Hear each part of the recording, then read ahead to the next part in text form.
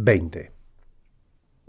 No había transcurrido un año desde su ida a Miami cuando Michael fue a Nueva York para ayudar al rabino Joshua Greenberg de la sinagoga Hijos de Jacob en la ceremonia nupcial de Mimi Steinmetz y un contable público que acababa de convertirse en socio de la firma comercial de su padre.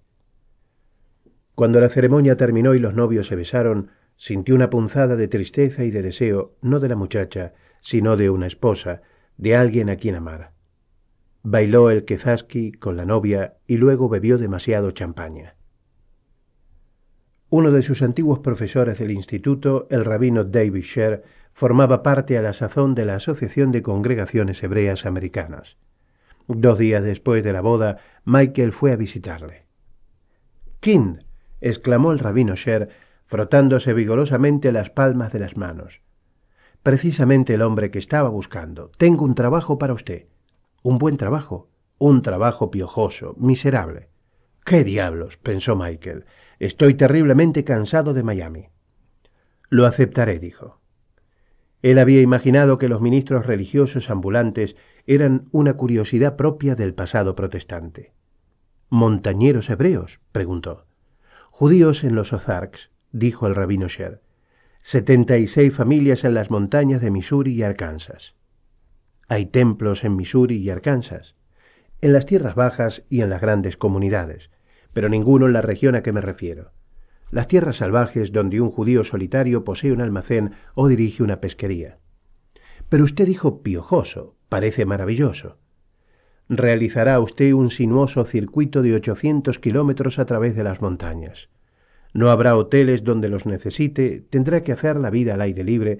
La mayor parte de los miembros de su congregación le recibirán con los brazos abiertos, pero algunos le echarán con cajas destempladas. Estará usted continuamente en la carretera. Un rabino nómada, un vagabundo rabínico. David Sher se acercó a un armario y sacó una hoja de papel. Aquí tiene una lista de las cosas que necesita comprar. Puede cargarlas en la cuenta de la asociación. Le hará falta una furgoneta. Necesitará un saco de dormir y otros materiales de campamento. Sonrió abiertamente. Y cuando le den el coche, procure que le pongan las ballestas más resistentes que tengan. 4 semanas más tarde se encontraba en las montañas después de haber recorrido en 2 días los 2.500 kilómetros que había desde Miami. La furgoneta había sido comprada hacía un año, pero era una resistente Oldsmobile verde y había sido equipada con ballestas de gran resistencia que parecían lo suficientemente fuertes como para sostener un tanque. Las sombrías predicciones del rabino Sher no se habían materializado hasta el momento. Las carreteras eran buenas y bastante fáciles de seguir sobre su mapa, y el clima era tan benigno que continuaba llevando las mismas ropas que en Florida, haciendo caso omiso de los montones de prendas de invierno apiladas en la trasera del vehículo. El primer nombre que figuraba en su lista era el de George Lilienthal, un maderero cuya dirección era Spring Hollow, Arkansas. Al adentrarse en las montañas e ir acentuándose el ángulo de elevación, se sintió más animado. Viajaba lentamente, disfrutando con la contemplación del paisaje. Tierras de labor con cabañas de madera, casas de plateadas tablas, cercas, algún poblado minero o el edificio de una fábrica. A las 4 de la tarde empezó a nevar ligeramente y sintió frío. Se detuvo en un puesto de gasolina, un granero con 2 surtidores, y se puso ropas de más abrigo. Mientras, un hombre de arrugado rostro le llenaba el depósito de gasolina. Las notas que Michael había tomado en la oficina de la asociación indicaban que Spring Hollow se hallaba a 25 kilómetros por carretera más allá de Harrison. Pero el hombre movió la cabeza cuando Michael trató de obtener confirmación a sus datos. No, tiene que recorrer casi 100 kilómetros hasta pasar Rogers, y luego atravesar hacia el este unos cuantos kilómetros más allá del Monte Nee. Carretera de guijarros. Si se pierde, pregunte a cualquiera. Cuando después de haber dejado atrás Rogers se separó de la carretera principal, solo podía suponer que la carretera estaba cubierta de guijarros, ya que su superficie se hallaba oculta por la nieve. El viento soplaba ráfagas que sacudían la furgoneta y hacían penetrar gélidas bocanadas de aire por la parte superior de las ventanillas. Observó con una sensación de agradecimiento que las ropas que figuraban en la lista del rabino Sher eran adecuadas. Llevaba pesadas botas, pantalones de pana, camisa de lana, un jersey, chaqueta de gamuza, guantes y una gorra con orejeras. La nevada se intensificó al caer la noche. A veces, en las curvas, veía la luz de los faros proyectarse largamente en el oscuro vacío.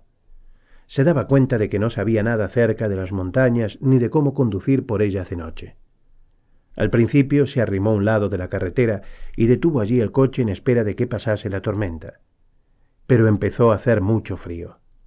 Puso en marcha el motor y conectó el sistema de calefacción, solo para encontrarse preguntándose a sí mismo si habría suficiente ventilación, si no sería descubierto su cuerpo rígido a la mañana siguiente. Con el motor todavía en marcha, ha declarado la policía. Se le ocurrió que, en todo caso, el coche aparcado suponía un obstáculo para cualquier vehículo que se acercara a través de la nieve y la oscuridad. Por ello, reanudó la marcha muy lentamente hasta que remontó una loma y vio a lo lejos un cuadrado de luz amarilla que resultó ser la ventana de una casa. Detuvo el coche bajo un frondoso árbol y llamó con los nudillos a la puerta.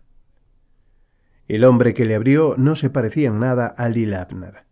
Llevaba pantalones ajustados y una camisa de trabajo de color oscuro. Cuando Michael le expuso su situación, el hombre le invitó a entrar. «Jane», llamó dirigiéndose al interior.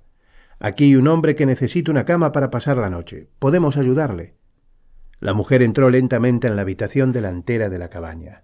Detrás de ella, Michael vio brillar una luz amarillenta a través de las rendijas de una panzuda estufa que había en la cocina. La casa estaba muy fría. Había una linterna colgada de un clavo. «¿Trae usted una baraja?», preguntó ajustándose con las manos la chaqueta de lana sin botones que llevaba. «No», respondió, «lo siento, no tengo naipes». El rictus de su boca era de severidad. «Este es un buen hogar cristiano. No permitimos naipes ni whisky». «Sí, señora». En la cocina se sentó a una desvencijada mesa que parecía construida a mano. La mujer le calentó un plato de guisado. La carne tenía un sabor extraño y fuerte, pero no se sintió con valor para preguntar qué era. Cuando hubo comido, el hombre cogió la linterna y le condujo a un cuarto trasero sumido en la oscuridad. Largo de ahí», gruñó el hombre. Un gran perro amarillo abandonó bostezando y de mala gana el estrecho catre. «A su disposición, señor», dijo. Cuando el hombre se marchó cerrando la puerta tras de sí y llevándose la linterna, Michael decidió no quitarse la ropa. Hacía mucho frío. Se descalzó y se metió en la cama bajo unas raídas mantas que no daban suficiente calor. Despedían un intenso olor a perro. El colchón era delgado y lleno de pliegues y abultamientos. Estuvo varias horas tendido en él sin dormir. Sentía en la boca el grasiento gusto del guiso, estaba helado de frío y lleno de incredulidad respecto al lugar en que se encontraba. A medianoche oyó que alguien arañaba en la puerta. El perro pensó, pero se abrió impulsada por una mano humana y vio, no sin alarma, que era el dueño de la casa. «Shh», dijo el hombre, llevándose un dedo a los labios. En la otra mano llevaba una jarra. La dejó y desapareció sin pronunciar palabra. Era la peor bebida que Michael había tomado jamás, pero fue como una fuerte explosión y muy reconfortante. Bastaron solamente 4 tragos para hacerle dormir tan pesadamente como si estuviese muerto. Cuando se despertó por la mañana no se veía en la casa ni mujer, ni hombre, ni perro. Dejó $3 al pie de la cama. Le dolía la cabeza y no quería beber más licor, pero temió que la mujer lo encontrase. Llevó la jarra a los bosques al otro lado de la cabaña y la dejó en la nieve, esperando que el hombre pasara por allí antes de que la descubriera su mujer. El coche arrancó sin muchas dificultades. Antes de recorrer 1 kilómetro, se dio cuenta de lo sensatamente que había obrado al detenerse para pasar la noche. La carretera se estrechaba progresivamente, ascendía, a la izquierda del coche se elevaba siempre la ladera de la montaña. A la derecha se abría casi verticalmente un precipicio, al fondo del cual se extendía un nevado valle rodeado de afilados picos y cadenas montañosas. Las cerradas curvas estaban fangosas y cubiertas a trechos por hielo fundido. Él las tomaba con precaución, seguro de que, a cada recodo, La carretera terminaba en un precipicio por el que se despeñarían él y su coche. Llegó a Spring Hollow después de mediodía. George Lilienthal estaba en los bosques con los trabajadores, pero su mujer, Phyllis, recibió a Michael como a un pariente al que no hubiese visto en mucho tiempo. Llevaban varios días esperando la llegada del rabino, le dijo. Los Lilienthal vivían en una casa de 3 habitaciones propiedad de la Ozarks Lumber Corporation. Tenían un buen sistema de agua caliente, frigorífico y congelador y un aparato de alta fidelidad que afirmaban se estaba desgastando. Cuando George Lilienthal volvió a la casa a la hora de la cena, el rabino se había pasado una hora en un baño de agua caliente, se había afeitado y cambiado de ropa. Con un vaso en la mano estaba escuchando a Debussy. George, que tenía 37 años, era un hombre corpulento y vivaz que había trabajado anteriormente en los servicios de repoblación forestal de Syracuse. Phyllis era una pulcra e inmaculada ama de casa que delataba en la suave redondez de sus caderas lo mucho que le gustaban las comidas que ella misma cocinaba. Durante la cena, Michael recitó las oraciones. Después dirigió la oración compartiendo un sidur con Bobby, el hijo del matrimonio. El chico tenía ya 11 años. Le faltaban solamente 20 meses para su bar mitzvah. Sin embargo, era incapaz de leer una sola palabra en hebreo. Al día siguiente, Michael pasó con él toda la tarde enseñándole el alfabeto hebreo. Le dejó un Aleph Bet y le señaló unas tareas que debía realizar antes de su siguiente visita. A la mañana siguiente, George le llevó a una carretera que le conduciría hasta su próximo destino. No tendrá mal viaje, dijo ansiosamente el maderero mientras se estrechaban las manos. Desde luego tendrá que vadear 2 o 3 arroyos, y el agua está un poco alta en esta época del año. En un lugar llamado Swift Bend, el almacén daba al río, cuyas frías aguas se movían rápidamente, moteadas de grises trozos de hielo. Un hombre barbudo, vestido con una cazadora marrón, estaba descargando fardos de la trasera de un coupé Ford modelo 1937. Los fardos se componían de montones de pieles atadas con cuerdas de alguna especie de pequeño animal, o quizá de varias especies. Las pieles estaban rígidas por el frío, y el hombre iba disponiendo los fardos en montones en el porche del almacén. ¿Es este el almacén de Edward Gold?, preguntó Michael. El hombre continuó trabajando. Sí. Dentro había una estufa y se notaba calor. Michael esperó mientras la mujer que estaba al otro lado del mostrador metía 3 libras de harina sin refinar en una bolsa de papel y se la daba a una muchacha. Cuando ella le miró, Michael se dio cuenta de que era una mujer sumamente corpulenta, o más bien una muchacha flaca y llena de pecas, pero con piel áspera y labios resquebrajados. «Está por aquí Edward Gold. ¿Quién quiere saberlo? Soy el rabí Michael King. El señor Gold recibió una carta diciéndole que yo vendría a visitarle». Ella le miró con frialdad. «Está usted hablando con su mujer. No queremos aquí ningún rabino». «Está aquí su marido, señora Gold. ¿Podría hablar con él unos instantes?» «No necesitamos su religión», contestó ella agresivamente. «Es que no lo comprende». Michael se llevó la mano a la gorra y salió. Al subir a la furgoneta, el hombre que estaba amontonando pieles en el porche le llamó suavemente. Michael se sentó y dejó que el motor se calentara mientras se acercaba el hombre. «¿Es usted el rabino?» «Sí, yo soy Edward Gold». El hombre se sacó el grueso guante de la mano derecha, estirando de él con los dientes, y rebuscó en el bolsillo del pantalón debajo de la cazadora.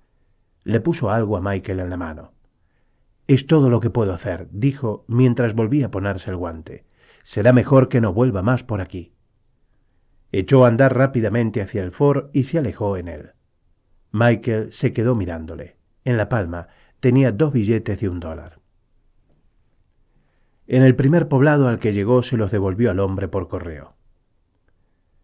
Al completar su circuito tenía 19 estudiantes de hebreo cuya edad oscilaba entre los 7 y los 63, este último un campero que no había sido bar mitzvah de niño y que quería serlo antes de cumplir 65 años. Dondequiera que Michael encontraba un judío con buena disposición, dirigía los servicios religiosos. Los miembros de su congregación se hallaban separados por grandes distancias. En una ocasión tuvo que recorrer 140 difíciles kilómetros entre un hogar judío y otro. Aprendió a abandonar la carretera al primer indicio de nieve y encontró cobijo en una gran variedad de albergues de montaña. Una noche que habló de eso con Stan Gutstein, un molinero cuya casa era uno de sus habituales puntos de parada, Gutstein le dio una llave y varias direcciones. Cuando pase por Big Cedar Hill, quédese en mi cabaña de caza, dijo. Está provista de latas de conserva en abundancia. Lo único que debe recordar es que si nieva tiene que marcharse al instante o quedarse hasta que la nieve se funda. Hay que pasar por un puente colgante.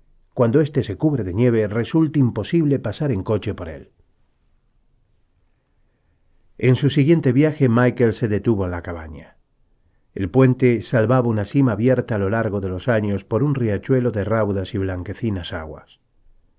Al cruzarlo, se mantuvo rígido apretando fuertemente el volante y esperando que Gutstein hubiera hecho revisar recientemente el puente. Este superó la prueba sin manifestar señales de debilidad. La cabaña se alzaba en lo alto de una montaña. La cocina y el armario se hallaban bien provistos. Se preparó una comida adecuada, a la que puso fin con 3 tazas de té fuerte y caliente que bebió delante del rugiente fuego encendido en la chimenea de piedra. Al caer el crepúsculo se puso prendas de abrigo y echó a andar hacia el cercano bosque, preparándose para recitar la Shema. Nota. Shema. Es la profesión de fe judía. Escucha, Israel. Lo integran los pasajes de Deuteronomio 6, 4, 9, 11, 13, 21 y números 15, 37, 41. Los corpulentos árboles que daban nombre al lugar respondían con murmullos y suspiros al empuje del viento contra sus ramas. Las frondas se alzaban y descendían como si los árboles fuesen ancianos entregados a la plegaria. Caminando bajo ellos y rezando en voz alta, no se sentía en absoluto desplazado. En la cabaña encontró una docena de pipas sin usar, puestas en una taza y en un recipiente lleno de tabaco rancio. Se sentó delante del fuego, fumando y pensando. Afuera el viento aumentó un poco de intensidad. Se sentía cómodo, abrigado, sereno. Cuando le empezó a entrar sueño, atizó el fuego y acercó la cama. Poco después de las 2 de la madrugada, algo le hizo despertarse. Al mirar por la ventana comprendió enseguida de qué se trataba. Comenzaban a caer ligeros copos de nieve. Se dio cuenta de que la nevada podía hacerse más intensa en cuestión de unos minutos. Se echó hacia atrás en la cama y gimió. Por un momento sintió la tentación de cerrar los ojos y volver a dormirse. Si quedaba bloqueado por la nieve, podría descansar hasta que la nieve se fundiese dentro de 3 o 4 días. La perspectiva resultaba seductora. Había provisiones de sobra en la cabaña y estaba cansado. Pero sabía que si quería alcanzar el éxito en las montañas, tenía que convertirse en una figura familiar para las personas a las que visitaba. Hizo un esfuerzo, abandonó el caliente lecho y se vistió rápidamente. Cuando llegó al puente, éste se hallaba ya cubierto por una delgada capa blanca. Conteniendo el aliento y rezando en silencio, condujo lentamente el coche sobre la cima. Las ruedas se mantenían firmes. Al cabo de unos instantes había cruzado. 20 minutos después llegó hasta una cabaña cuyas ventanas estaban iluminadas. El hombre que le abrió la puerta era moreno, delgado y con escaso cabello. Escuchó imperturbable la explicación que le dio Michael acerca de cómo no quería conducir sobre la nieve y luego le invitó a entrar. Eran ya casi las 3 de la madrugada, pero en la cabaña brillaban 3 linternas, ardía el fuego de la chimenea y a su alrededor se hallaban sentados un hombre, una mujer y 2 niños. Michael había esperado encontrar una cama. Le ofrecieron una silla. El hombre que le había abierto la puerta se presentó a sí mismo como Tom Hendrickson. La mujer era su esposa. La niña, Ella, era su hija. El hermano de Tom, Clive, estaba sentado con su hijo Bruce. «Este es el señor Robikin», dijo Hendrickson a los otros. «No, Rabikin. aclaró Michael. Mi nombre es Michael, soy rabino. Se le quedaron mirando. ¿Qué es eso?, preguntó Bruce. Michael dirigió una sonrisa a los adultos. Lo que hago para ganarme la vida, dijo al chico. Volvieron a sentarse en sus sillas. De vez en cuando, Tom Hendrickson echaba un leño al fuego. Michael echó una ojeada a su reloj y se preguntó qué iría a pasar. Estamos levantados con nuestra madre, dijo Hendrickson. Clive Hendrickson cogió del suelo junto a su silla un violín y su arco. Se echó hacia atrás con los ojos cerrados y empezó a tocar suavemente, llevando el compás con los pies. Bruce sacaba virutas con una navaja a un pedazo de blanca madera de pino, dejándolas caer en el fuego junto al que se hallaba sentado. La mujer estaba enseñando a su hija a hacer una labor de punto. Se hallaban inclinadas sobre sus agujas, hablando en susurros. Tom Hendrickson contemplaba el fuego. Sintiéndose más solo de lo que había estado nunca en los bosques, Michael sacó una pequeña Biblia del bolsillo de su chaqueta y empezó a leer. Señor, Tom Hendrickson estaba mirando fijamente la Biblia. ¿Es usted predicador? En la estancia cesó bruscamente todo movimiento. 5 pares de ojos se clavaron en él. Michael comprendió que no sabían qué era un rabino. Podríamos llamarlo así, dijo, una especie de predicador del Antiguo Testamento. Tom Hendrickson cogió una de las linternas y le hizo una seña con la cabeza para que le acompañase. Desconcertado, Michael le siguió. Al entrar en una pequeña habitación situada en la parte posterior de la cabaña, quedó explicado el hecho de que en la casa no durmiera nadie. La anciana era alta y delgada como sus hijos. Tenía el pelo blanco, cuidadosamente peinado y recogido en un moño. Sus ojos se hallaban cerrados. Sus inmóviles facciones mostraban un aire de serenidad. Lo siento, dijo Michael. Tuvo una buena vida, dijo Hendrickson con voz clara. Fue una buena madre. Vivió 78 años. Es mucho tiempo. Miró a Michael. La cosa es que tenemos que enterrarla. Lleva muerta 2 días. El predicador que frecuentaba estos parajes falleció hace un par de meses. Clive y yo estamos pensando llevarla montaña abajo por la mañana. Ella quería ser enterrada aquí, prosiguió. Le quedaría muy agradecido si usted tuviera la bondad de rezar las preces por ella. Michael sintió ganas de reír y de llorar al mismo tiempo. Naturalmente no hizo ninguna de las dos cosas. En su lugar, en tono indiferente, dijo: «¿Se da cuenta de que yo soy un rabino judío?» «El nombre no importa. ¿Es usted un predicador, un hombre de Dios?» «Sí». «Entonces, le agradeceríamos su ayuda, señor», dijo Hendrickson. «Será un honor», dijo resignadamente Michael. Regresaron a la habitación delantera. «Clive, tú eres el mejor carpintero. En el cobertizo tienes todo lo necesario para hacer la caja. Yo bajaré a cavar la fosa». Hendrickson se volvió a Michael. «¿Necesitará algo especial?» «Solo unos libros y varias cosas que tengo en el coche».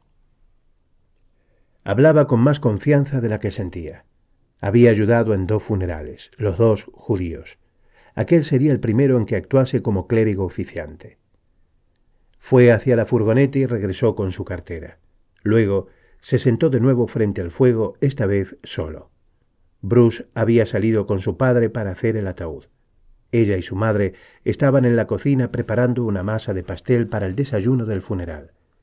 Michael hojeó sus libros buscando pasajes que resultaran apropiados. Desde el exterior llegaba el ahogado sonido de un instrumento que golpeaba la helada tierra. Leyó largo rato la Biblia sin decidirse. Luego, atraído por el ruido, cerró el libro y se puso la chaqueta, la gorra y las botas. Una vez fuera, echó a andar en dirección al lugar en que se oía el ruido hasta que vio el resplandor de la linterna de Hendrickson. El hombre dejó de cavar. «¿Necesita algo?» «Vengo a ayudar. No soy carpintero, pero puedo cavar». «No, señor, no es necesario». Pero cuando Michael le cogió el pico de las manos, no opuso resistencia. Había quitado ya la nieve y la helada capa de la superficie. Debajo, la tierra era blanda, pero estaba llena de piedras. Michael soltó un gruñido al levantar una de considerable tamaño. «Suelo pedregoso», dijo en voz baja Hendrickson. Muchas rocas, la única cosecha que da es de piedras. Había dejado de nevar, pero no aparecía la luna. La linterna parpadeó, pero continuó brillando. A los pocos minutos Michael estaba jadeando, le dolía la espalda y tenía los bíceps agarrotados. Olvidé preguntárselo, dijo. ¿Cuál era la religión de su madre? Hendrickson bajó al agujero y le hizo seña a Michael de que saliese. Era metodista, temerosa de Dios, pero no tenía nada de beata. Mi padre recibió una educación baptista, pero, que yo recuerde, nunca fue un gran practicante. Señaló con la pala en dirección a una tumba situada a poca distancia del agujero que estaban cavando. Está enterrado ahí. Murió hace 7 años. Cavó en silencio unos momentos. Graznó un cuervo y él movió la cabeza con aire de decepción. Es un cuervo de lluvia. Significa que tendremos humedad por la mañana. No me gusta que llueva durante un funeral. A mí tampoco. Yo fui su penúltimo hijo. El último se llamaba Joseph. Murió cuando yo tenía 3 años. Se cayó de un árbol al que estábamos trepando los dos. Miró a la tumba de su padre. Él ni siquiera estuvo en el funeral. Una mañana se levantó y desapareció sin decir nada. Estuvo fuera 14 meses. Ella cuidó de nosotros exactamente igual que si hubiera estado aquí nuestro padre. Cazaba conejos y ardillas, así que siempre teníamos carne, y cuidaba del jardín. Luego un día él regresó con tanta naturalidad como si nunca se hubiera marchado. Hasta el día en que murió no averiguamos dónde había estado aquellos 14 meses. Cambiaron nuevamente de puesto. Estaban ya a más profundidad y Michael se dio cuenta de que había menos piedras. Señor, ¿es usted de esos predicadores que se muestran enemigos mortales de la bebida? No, en absoluto. La botella había sido colocada en la sombra un poco más allá de la luz proyectada por la linterna. Hendrickson le ofreció cortésmente el primer trago. Estaba sudando a consecuencia del esfuerzo desarrollado, pero había comenzado a soplar una fresca brisa y se agradecía el licor. Comenzaba a clarear cuando Michael ayudó a Hendrickson a salir de la tumba ya terminada. Se oyó a lo lejos el ladrido de un perro. Hendrickson suspiró. «Tengo que hacerme con un buen perro», dijo. La mujer había calentado agua y se lavaron y se cambiaron de ropa. Tal vez había sido acertado el cuervo de lluvia, pero prematuro. Aunque nubarrones grises se deslizaban sobre las cumbres de las montañas, no llovía. Mientras acarreaban la caja de madera de pino desde el cobertizo, Michael seleccionó los textos marcando las páginas de la Biblia con pequeños trozos de papel de periódico. Cuando hubo terminado, se puso una yamulca sobre la cabeza y se echó el abrigo alrededor de los hombros. El cuervo graznó de nuevo mientras llevaba el ataúd a la fosa. Los 2 hijos bajaron el féretro. Luego, los 5 quedaron allí inmóviles mirándole. «El Señor es mi pastor», dijo, «nada me falta. Él me pone en verdes pastos y me lleva a frescas aguas. Recrea mi alma y me guía por las rectas sendas por amor de su nombre». La niña movió con el pie una pila de tierra removida que resbaló y cayó en la fosa. Dio un salto hacia atrás intensamente pálida. «Aunque haya de pasar por un valle tenebroso, no temo mal alguno, porque tú estás conmigo. Tu clava y tu cayado son mi consuelo. Tú pones ante mí una mesa enfrente de mis enemigos. Has derramado el óleo sobre mi cabeza y mi cáliz rebosa. Solo bondad y benevolencia me acompañan todos los días de mi vida y estaré en la casa del Señor por muy largos años». La niña se había cogido de la mano de su madre. «La mujer virtuosa, ¿quién la hallará?», preguntó Michael. «Vale mucho más que las perlas. En ella confía el corazón de su marido y no tiene nunca falta de nada. Le da siempre gusto, nunca disgustos, todo el tiempo de su vida. Ella se procura lana y lino y hace las labores con sus manos. Es como nave de mercader que desde lejos trae su pan. Todavía de noche se levanta y prepara a su familia la comida y la tarea a sus criadas». Clive Hendrickson miraba la tumba de su madre. Había pasado el brazo alrededor de su hijo. Tom Hendrickson tenía los ojos cerrados. Se había cogido un pellizco de carne del antebrazo entre las yemas de los dedos y la uña pulgar. Ve un campo y lo compra y con el fruto de sus manos planta una viña. Se ciñe de fortaleza y esfuerza sus brazos. Ve alegre que su tráfico va bien y ni de noche apaga su lámpara. Coge la rueca en sus manos y hace bailar el uso. Tiende su mano al miserable y alarga la mano al menesteroso. Se reviste de fortaleza y de gracia y sonríe ante el porvenir. La sabiduría abre su boca y en su lengua está la ley de la bondad. Vigila toda la familia y no come su pan de balde. La primera gota de lluvia rozó como un helado beso la mejilla de Michael. Álzanse sus hijos y la aclaman bienaventurada y su marido la ensalza. Muchas hijas han hecho proezas, pero tú a todas sobrepasas. Engañosa es la gracia, fugaz la belleza. La mujer que teme a Dios, esa es de alabar. Dadle los frutos del trabajo de sus manos y alábenla sus hechos en las puertas. Comenzaba ya a llover con fuerza. Las gotas producían sonoros chasquidos en la húmeda tierra. Recemos cada uno a nuestra propia manera por el alma de la difunta Mary Bate Hendrickson, dijo Michael. Las dos hermanos y la mujer se postraron de hinojos sobre el fango. Tras intercambiar una asustada mirada, los dos niños hicieron lo mismo. La mujer lloraba con la cabeza inclinada.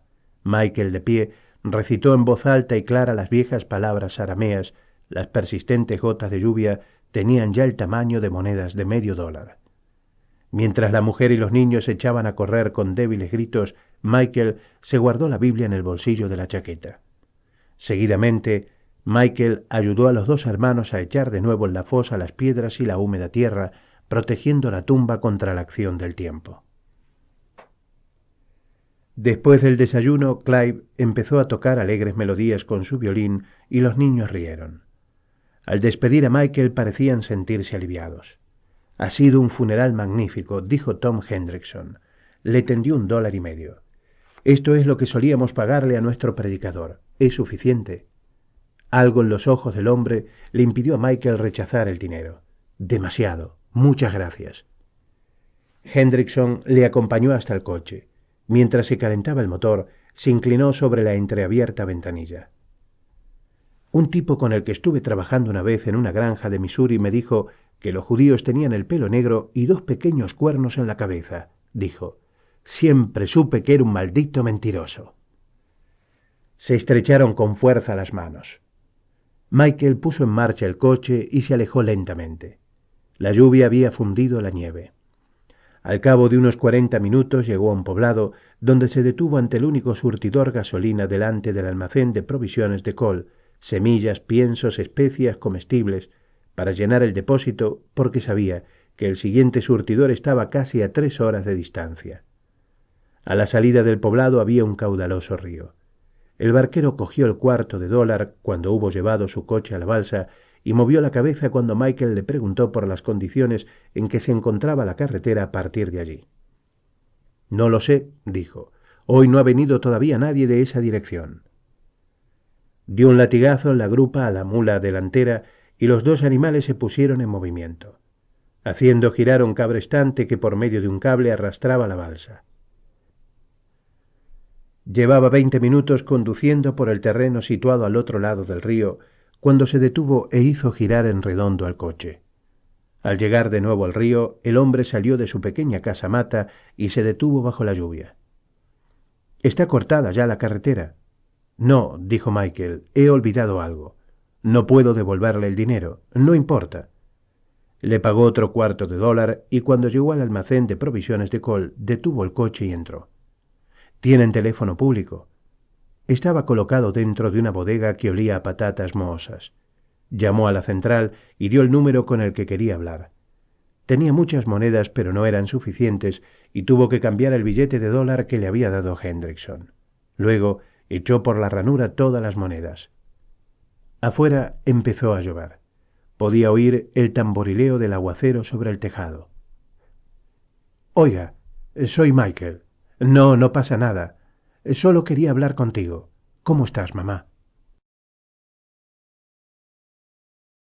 21. Como las montañas de Arkansas no podían ser visitadas desde Massachusetts durante los fines de semana, y Hartford estaba solo a 2 horas de distancia de la Universidad de Wellesley, Deborah Marcus había ido a Connecticut con Leslie Rawlins media docena de veces durante los 3 años que duraba su amistad. En una fiesta de Año Nuevo, durante el último curso de su carrera, mientras besaba al hombre que amaba y simultáneamente en otro plano de conciencia, mientras pensaba en si les gustaría a sus padres, Débora había concebido la idea de que Leslie podía acompañarla a Mineral Spring durante sus vacaciones de primavera con el fin de tener su apoyo moral mientras contaba a sus padres lo de Mort. 5 semanas después, un sábado por la noche que no había salido, mientras se secaba con la toalla sus largos y cobrizos cabellos en la ducha del desierto dormitorio, Leslie observó que alguien había vuelto a atascar el retrete haciendo que desbordara. Esta circunstancia, aunque nada infrecuente, le enfureció lo bastante como para considerar sumamente atractiva cualquier variación en la rutina diaria. Así, a la mañana siguiente, mientras intercambiaban con aire soñoliento las páginas del Boston Sunday, dijo a su compañera de habitación tendida en la cama de al lado que iría con ella a las Ozarks. «Oh, Leslie». Débora se estiró, bostezó y luego sonrió radiantemente. Era una muchacha alta y delgada, de cabeza ligeramente grande, de cabellos castaños y facciones que parecían feas hasta que sonreía. «¿Tendremos Pascua judía?», preguntó Leslie. «Con todos los detalles. Este año mi madre recibirá incluso a un rabino. Cuando terminen las vacaciones estarás convertida en una auténtica judía». «Oh», pensó Leslie. «Muchos son los llamados, pero pocos los elegidos», dijo cogiendo la sección humorística del periódico. Nota. Pascua. En hebreo, Pesaj, una de las fiestas más grandes del judaísmo en la que se conmemora la liberación de los israelitas del yugo de los egipcios por mediación de Moisés. Se celebra durante 8 días a partir del 14 del mes de Nisán. La noche de Pascua se denomina Noche del Seder. Fin de nota. Mineral Springs resultó ser simplemente lo que su nombre indicaba. 3 manantiales que brotaban de la tierra en lo alto de una colina, sobre la que Nathan Marcus, padre de Débora, había construido una casa de baños contigua a su pequeña posada. Una limitada pero regular clientela, compuesta en su mayoría de señoras judías artríticas procedentes de las ciudades populosas del Medio Oeste, acudían todos los años a la posada para tomar las aguas, que olían a huevos podridos y azufre y sabían solo un poco mejor de lo que olían. Pero Nathan, un hombrecillo canoso y bonachón, aseguraba a las gentes de ciudad que las aguas contenían azufre, cal, hierro y otras cosas que lo curaban todo, desde la ciática hasta los males de amor. Y las señoras estaban siempre seguras de que sus dolores habían disminuido después de una inmersión de 10 minutos. Una cosa que olía tan mal, solía decirles jocosamente, no podía por menos de ser buena. «Está subiendo la temperatura de los manantiales», dijo Nathan al joven rabino, mientras se hallaban sentados sobre el césped en sillas forradas de lana, con Débora y Sara, esposa de Nathan. Leslie, vestida con una blusa y unos ajustados pantalones, estaba echada a sus pies sobre una manta, contemplando los prados y los bosques que se extendían bajo ellos. «¿Cuánto tiempo lleva subiendo la temperatura?», preguntó el rabino. Se parecía un poco a Henry Fonda, decidió Leslie, pero no era tan ancho de hombros y un poco más delgado. Necesitaba imprescindiblemente un corte de pelo. El día anterior, al verle por primera vez saliendo de aquella sucia furgoneta, con botas altas y arrugadas ropas que parecían no haber sido lavadas jamás, había pensado que era algún habitante de las montañas, un campesino o un trampero. Pero ahora llevaba un traje deportivo y parecía más aceptable e igual de interesante. El único reparo era que tenía el pelo demasiado largo. Ha estado subiendo ya desde hace 6 años, alrededor de medio grado cada año. Llega ya a los 70 grados. «¿Qué es lo que calienta el agua?», preguntó ella perezosamente levantando la mirada. Podría ser italiano o español, pensó, o incluso irlandés. Hay varias teorías. Tal vez el agua encuentra bajo tierra roca fundida o gases calientes, o quizás se produce allá abajo alguna reacción química que caliente el agua. o radioactividad. Sería estupendo que el agua se volviera caliente de verdad, dijo esperanzadamente Sarah Marcus. ¿Por qué?, preguntó Leslie. Nos haría ricos como reyes. No hay nada parecido desde aquí hasta Hot Spring, y estos terrenos son propiedad del gobierno. Con agua mineral caliente en nuestras tierras, esto se convertiría en un balneario de categoría. La verdad es que hay que calentar el agua hasta que esas malditas mujeres se metan en ella. No sé por qué. Hace más de 200 años los indios utilizaban estos manantiales para curar todas sus enfermedades. Eran de la tribu Quapaw. Según tengo oído, solían acampar aquí un par de semanas todos los veranos. ¿Qué fue de ellos por fin?, preguntó su hija con aire inocente.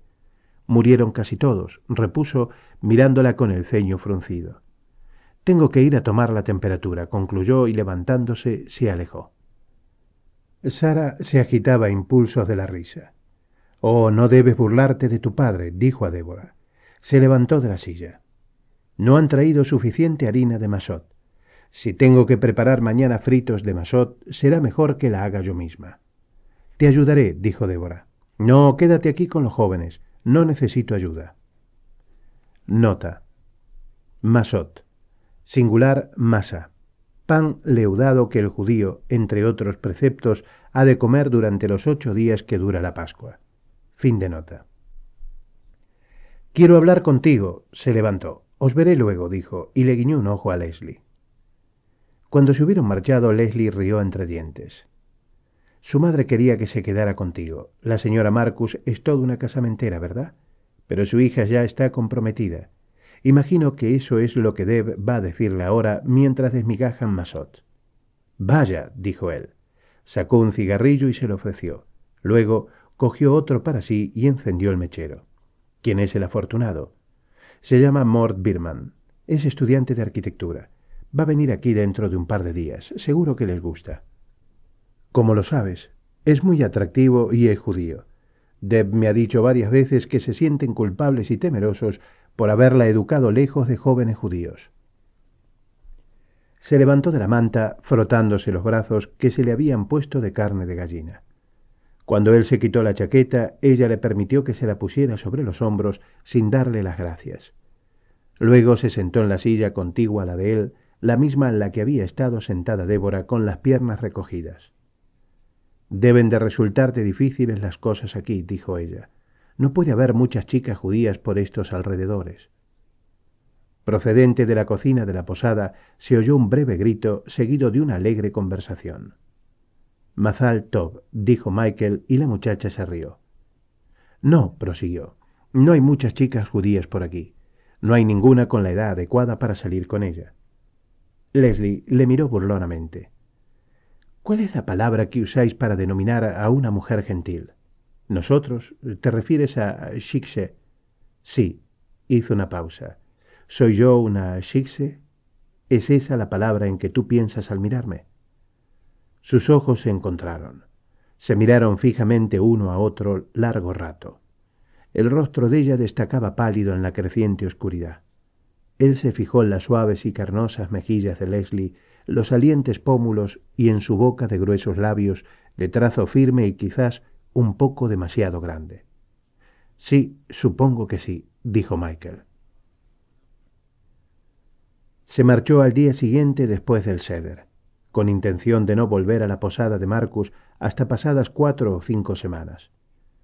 Pero 3 días después se encontró enfilando el coche en dirección a Mineral Springs. Luego se encolerizó y pensó que al diablo con las excusas, que no había tenido un solo día de verdadera vacación desde que comenzara aquella extravagante existencia en las montañas, ni había hablado a una mujer como ser humano en vez de hacerlo como rabino. De todas formas, quizá tuviese allá un amigo que acompañaría a Birman, o tal vez hubiera dado ya por terminada su visita. Pero cuando llegó a la posada, Leslie estaba todavía allí, y no se veía ningún amigo más que Birman. Este tenía cabellos ralos, gran sentido del humor y un buick de segunda mano, y los Marcus le habían aceptado orgullosos como hijo una vez que les fue presentado. Aquella noche Leslie y Michael jugaron al bridge contra la pareja de novios, y Michael jugó muy mal, confundiendo incluso la cuenta de sus tantos, pero a nadie le importó. porque estaban bebiendo el excelente coñac que Nathan Marcus les había subido de su bodega y riéndose a carcajadas por cosas que no podían recordar una hora después. A la mañana siguiente, cuando fue a desayunar, la muchacha estaba comiendo sola. Llevaba una falda de algodón y una blusa aldeana sin mangas que le hizo apartar la vista automáticamente. Buenos días. ¿Dónde está todo el mundo? Hola, la señora Marcus está adiestrando una nueva asistenta. El señor Marcus ha salido a comprar verduras. ¿Y tu amiga y su novio? Quieren estar solitos, le dijo en voz baja. Él sonrió. No puedo decir que se lo censure. Claro. Leslie dedicó toda su atención al racimo de uva que estaba comiendo. Oye, ¿te gustaría ir a pescar? ¿Lo dices en serio? Claro. Le he estado dando lecciones de hebreo a un chiquillo y él me ha estado dando lecciones a mí de pesca. Me ha abierto todo un nuevo mundo. Me encantaría. Excelente. Michael volvió a mirarle la blusa. Será mejor ponerse ropa vieja. En algunos sitios esta región es muy desapacible. Michael condujo lentamente el coche en dirección a Big Cedar Hill, deteniéndose en un embarcadero del río para comprar una pozal de plateados pececillos. Había bajado todas las ventanillas del coche y el cálido aire primaveral, impregnado de un excitante olor a hielo fundido, les daba con fuerza en el rostro. La muchacha se había puesto zapatos de lona, pantalones y un viejo jersey gris. Sentada a su lado, se desperezó y bostezó, gruñendo de satisfacción. Cruzaron el puente colgante. Luego Michael detuvo el coche. Leslie llevaba una manta. Él sacó la caña y el cebo y caminaron por la estrecha senda que seguía el curso del río.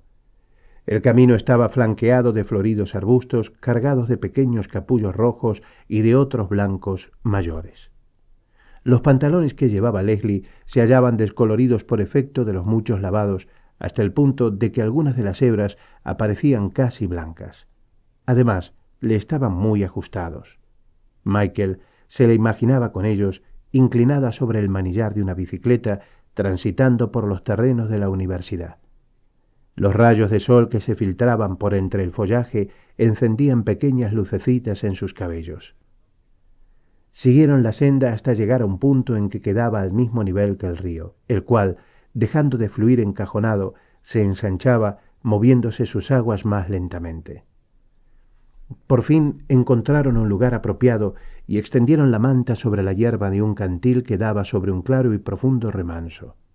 Leslie le contempló en silencio mientras él sacaba un pececillo del pozal y le hundía el anzuelo en un costado, cuidando de hacerlo por encima de la columna vertebral para que el cebo continuara vivo.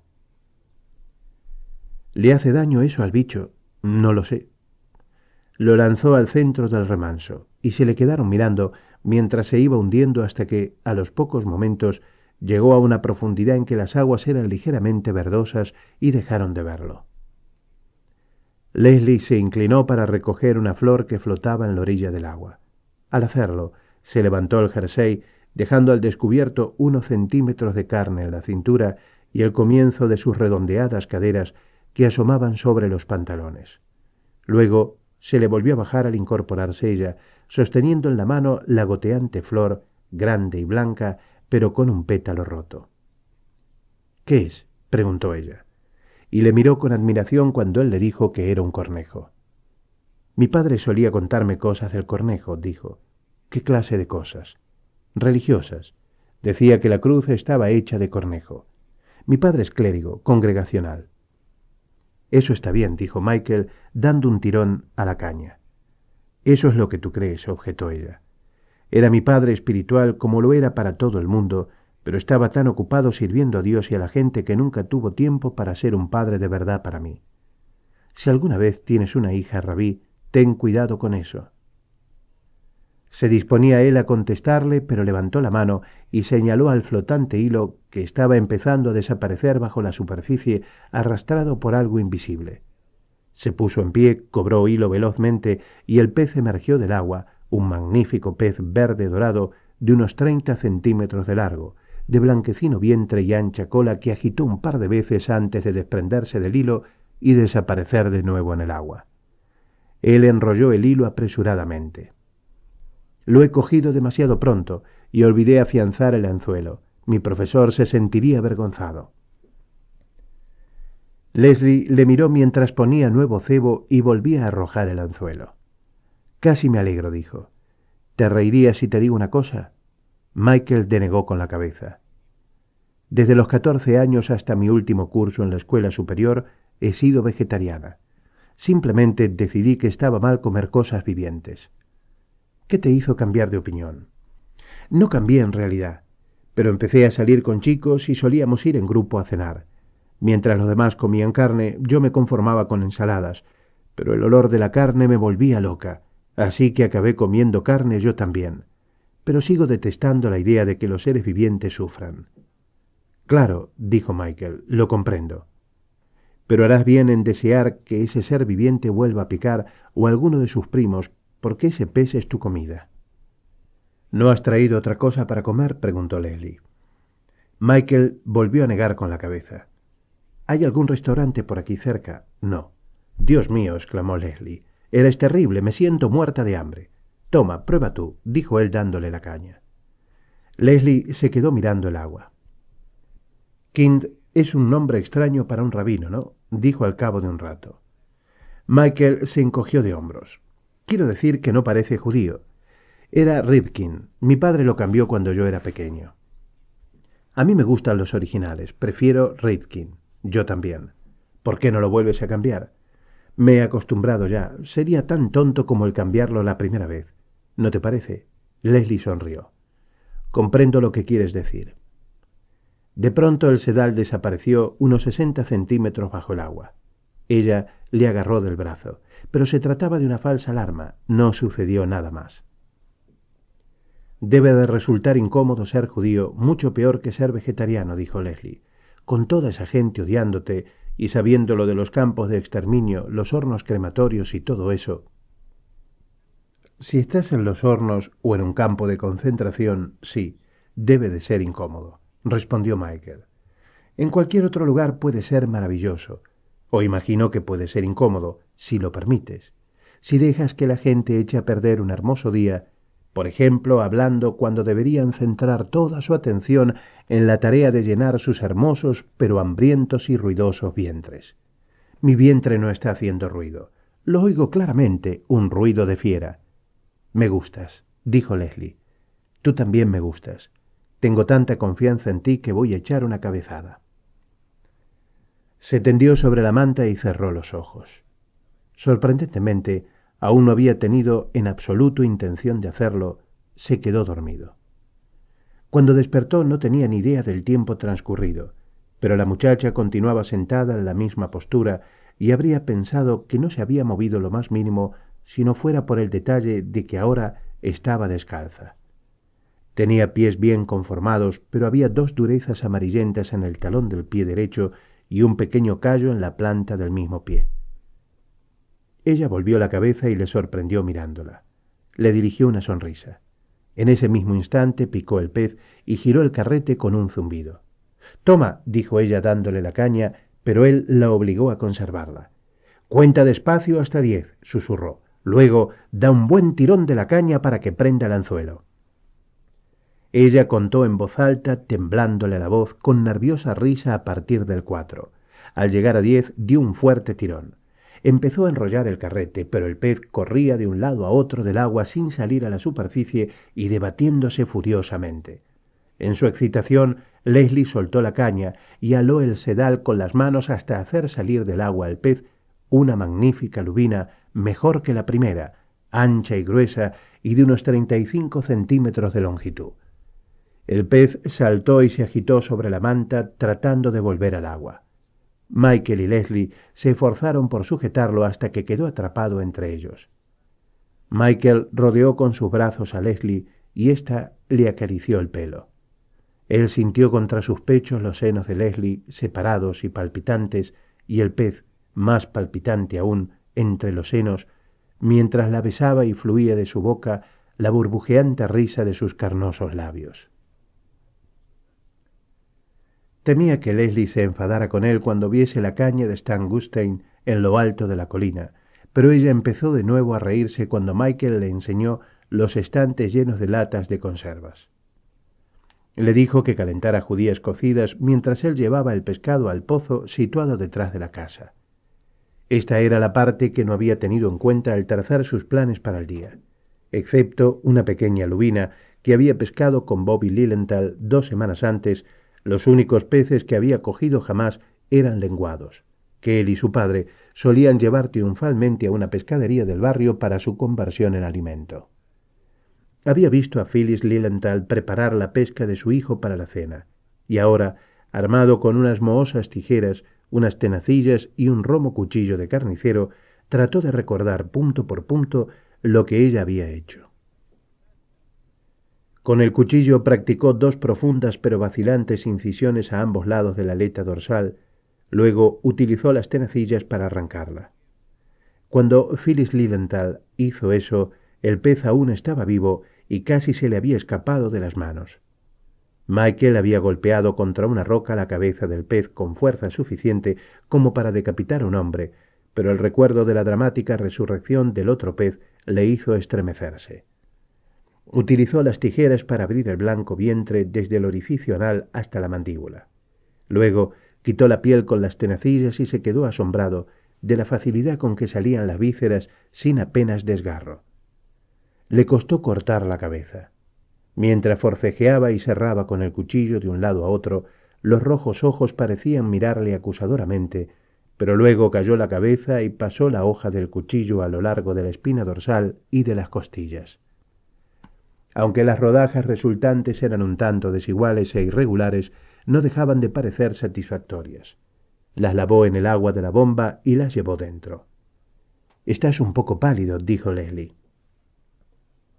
La madre de Bobby había rebozado su pescado en huevos batidos y migajas de galletas y luego lo había frito con mantequilla. Él no tenía huevos ni mantequilla, pero encontró galletas y una botella de aceite de oliva. Abrigaba sus dudas en cuanto a la propiedad de la omisión y la sustitución, pero al terminar el pescado parecía un anuncio de Cristo en Ladies' Home Journal. Ella se le quedó mirando, escuchando con atención mientras decía a la brocha: «Las judías estaban buenas y el pescado exquisito». Leslie había abierto por su cuenta otra lata y calentado su contenido, zucchini, que él detestaba de ordinario, pero que esta vez comió de buena gana. Para postre abrieron una lata de melocotón, Elberta, y se bebieron el jugo. «¿Sabes qué me encantaría hacer? ¿Qué? Cortarte el pelo». «¿Qué más te gustaría hacer?» «No, de veras, te hace mucha falta, y tal como lo tienes, alguien que no te conociese podría pensar que eras, ya sabe». «No lo sé. Invertido». «Tú apenas me conoces. ¿Cómo sabes que no lo soy?» «Lo sé», afirmó ella. Continuó gastándole bromas. Al poco rato él cedió y sacó al exterior una de las sillas de madera de arce de Stan Gostein. Se quitó la camisa y ella cogió las tijeras y empezó a manejarlas. Luego él olisqueó un par de heces y se enfureció. «¡Santo Dios! ¿Es que no lo has lavado? ¡Apestan a pescado!». Se disponía ya a levantarse cuando Leslie volvió a la bomba de agua, lavó las tijeras y se las secó sobre la tela de los pantalones. «Nunca me he divertido tanto en mi vida», pensó él. Volvió a sentarse, cerró los ojos y saboreó el calor del sol, mientras las herrumbosas tijeras le recorrían la cabeza, cris-cras, cris-cras. «Te estoy muy agradecida», dijo Leslie. «¿Por qué?» «Te he correspondido cuando me has besado. He correspondido con fuerza». «Es tan raro eso». «Lo es para mí desde una aventura que tuve el verano pasado». «Oye», Michael se inclinó hacia adelante, de modo que ella tuvo que dejar de cortarle el pelo. «No tienes necesidad de hablarme de una cosa así». Ella le agarró del pelo y le echó hacia atrás la cabeza. «Sí, no comprendes. No he podido decírselo a nadie, pero esta vez no hay ningún riesgo. Tú eres un rabino y yo soy una shikse, y probablemente no volveremos a vernos. Es incluso mejor que si yo fuese una católica que se lo contara a un sacerdote, oculto tras una rejilla de un confesionario, porque sé la clase de persona que eres». Michael se encogió de hombros y permaneció inmóvil, mientras las tijeras se movían y el pelo le caía sobre la desnuda espalda. «Fue con ese chico de Harvard que ni siquiera me gustaba. Se llamaba Roger Phillipson. Su madre fue a la escuela con mi tía y para complacerlas salimos juntos un par de veces y así podíamos escribir a casa acerca de ello. Dejé que me hiciera el amor en su coche solo una vez, solo para ver cómo era eso. Fue simplemente espantoso, nada. Desde entonces nunca he disfrutado besando a un chico y nunca he podido sentirme apasionada. Pero cuando tú, después de coger el pez, me has besado, me he sentido tan apasionada como la que más. Él se sintió halagado y a la vez intensamente turbado. Me alegro, dijo. Y los dos quedaron unos momentos silenciosos. No te gusto tanto como antes de contarte esto, dijo ella. No es eso, es simplemente que me has hecho sentir como algo que define el color de tu papel tornasol. Perdóname, dijo Leslie. He estado deseando hablar de eso a alguien desde que me sucedió. Me quedé muy disgustada conmigo misma y arrepentida de haberme dejado dominar por mi curiosidad. No deberías permitir que esa sola experiencia supusiera una gran diferencia en tu vida, dijo Michael con lentitud. Le estaba empezando a doler la espalda y varios mechones de pelo se le habían introducido dentro de los pantalones. No lo intento, dijo Leslie en voz baja. Ninguno de nosotros puede pasar por la vida totalmente indemne. Todos nos herimos a nosotros mismos y a los demás. Nos sentimos aburridos y ponemos una pequeña criatura en un anzuelo, sentimos hambre y comemos carne, sentimos deseo y hacemos el amor. La muchacha se echó a llorar. Michael se volvió a mirarla conmovido y asombrado de que sus palabras produjeran tan intenso efecto, pero ella le estaba mirando a la cabeza mientras lloraba. Es la primera vez que le corto el pelo a alguien, dijo. Marcharon con lentitud por las carreteras de las montañas, hablando sosegadamente hasta que se hizo de noche. Una vez Leslie se cubrió el rostro con las manos y se derrumbó en el asiento, pero en esta ocasión él sabía que se estaba riendo. Cuando llegaron a la posada, Michael le dio el beso de despedida en el coche. Ha sido un día estupendo, dijo Leslie. Él se deslizó hasta su habitación sin ser visto. A la mañana siguiente se levantó y salió muy temprano, después de haber dado instrucciones a Leslie para que le excusara. Para encontrar un barbero, uno al que había estado evitando desde hacía semanas porque era negligente y poco diestro en su oficio, tenía que ir hasta 50 kilómetros más allá del próximo lugar en que tenía previsto detenerse. El hombre no dejó de mover la cabeza mientras le cortaba el pelo. Hay que cortar mucho para igualarlo, dijo.